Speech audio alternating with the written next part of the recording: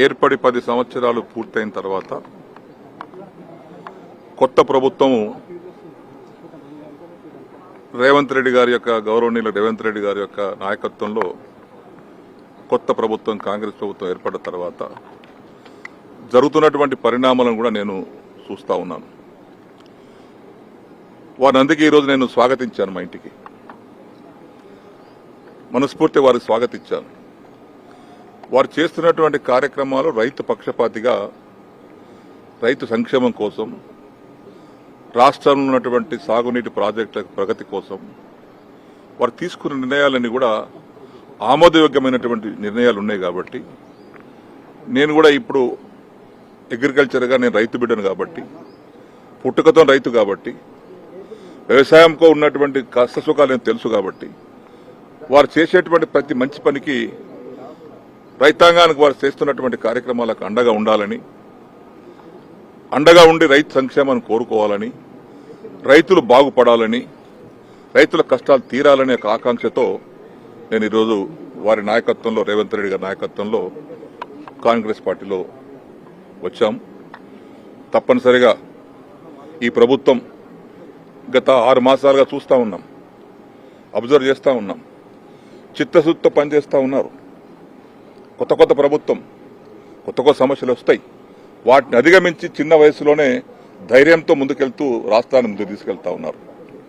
వారిని నేను మెచ్చుకుంటా ఉన్నాను, అభినందిస్తా ఉన్నాను. వాళ్ళ కేబినెట్ కూడా అభినందిస్తా ఉన్నాను. కాబట్టి మంచి ఆలోచనతో వారు వచ్చారు. నేను కూడా మంచి ఆలోచనతోటే నా జీవితంలో రాజకీయంగా నేను ఆశించేది ఏం లేదు. నేను ఆశించేది రైతు సంక్షేమం.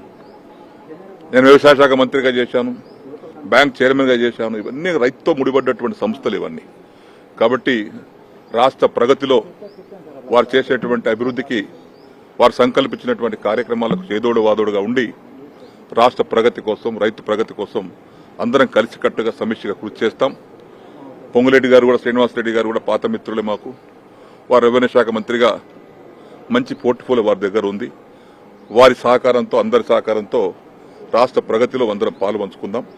ఆ సందర్భంలోనే గౌరవనీయులు మన గౌరవ ముఖ్యమంత్రి రేవంత్ రెడ్డి గారి యొక్క నాయకత్వంలో బలపరుస్తూ ఈరోజు అందరం కలిసి రాష్ట్ర భవిష్యత్తు కోసం పనిచేస్తామని మనం చేస్తా ఉన్నాం.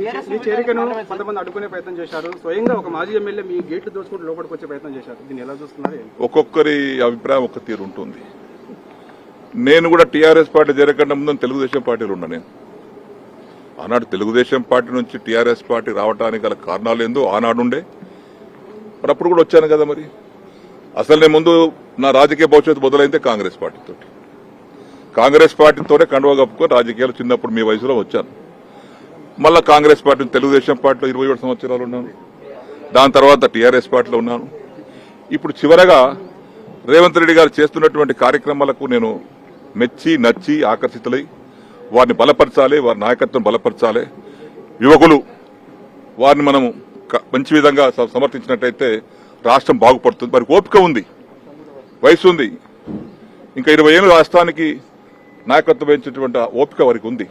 అటువంటి వారిని మనం ప్రోత్సహించాలి. మాకేం అవసరం లేదు, మా వయసు అయిపోయింది, మేమే ఇంకా పదవుల కోసం, దానికోసం, దీనికోసం కాదు. పనిచేసేటువంటి నాయకులను మనం సమర్థించాలి గట్టిగా, మనస్ఫూర్తిగా ఉద్దేశంతో వారి వెంబడి ఈరోజు రావడానికి సిద్ధపడ్డాను. వారిని కూడా భగవంతుడు ఆశీర్వదించాలని ఆశీర్వదిస్తా ఉన్నాడు భగవానుడు. నిజమే, చూడండి ఎంత శుభసూచకమా. కాబట్టి భగవంతుడు ఆశీర్వదిస్తున్నాడు. కాబట్టి వారి నాయకత్వంలో నేను పనిచేయడానికి సిద్ధంగా ఉన్నాను.